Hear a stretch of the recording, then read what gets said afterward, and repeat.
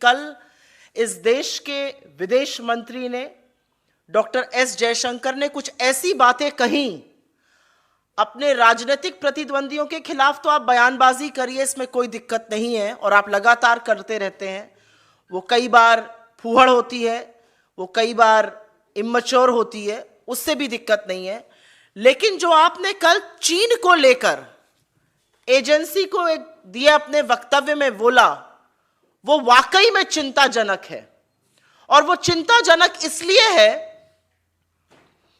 क्योंकि आपने एक तरह से भले राहुल गांधी का अपमान करने की कोशिश की हो, आपने अपमान तो भारतीय सेना, उनके शौर्य और उनके पराक्रम का किया और इस देश की भूभागीय अखंडता पर एक बहुत बड़ा सवाल उठा दिया।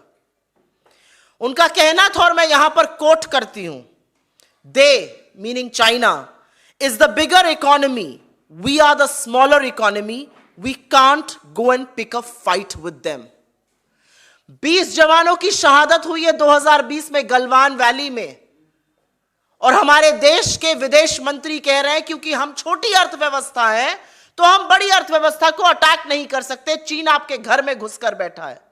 और ये कौन बोल रहा है? एक हमारे यहां लोकोक्ति होती है, उसका बड़ा पॉपुलर सेइंग है, वो सूप तो सूप बोले छलनी जिसमें 72 छेद।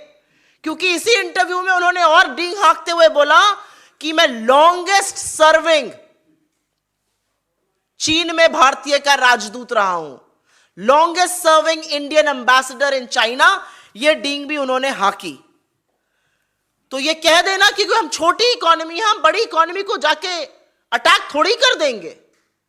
आप क्या कर रहे हैं भारतीय सेना के शौर्य पराक्रम, उनके हौसले के साथ?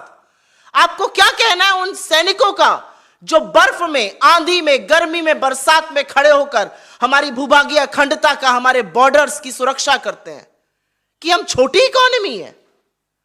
उस तरह से तो महा पावर्स के सामने विश्व के छोटे देशों को लड़ना ही नहीं चाहिए। हर सैनिक जो वहां पर खड़ा है उसका हौसला तोड़ने का काम विदेश मंत्री एस जयशंकर जी ने किया है। आप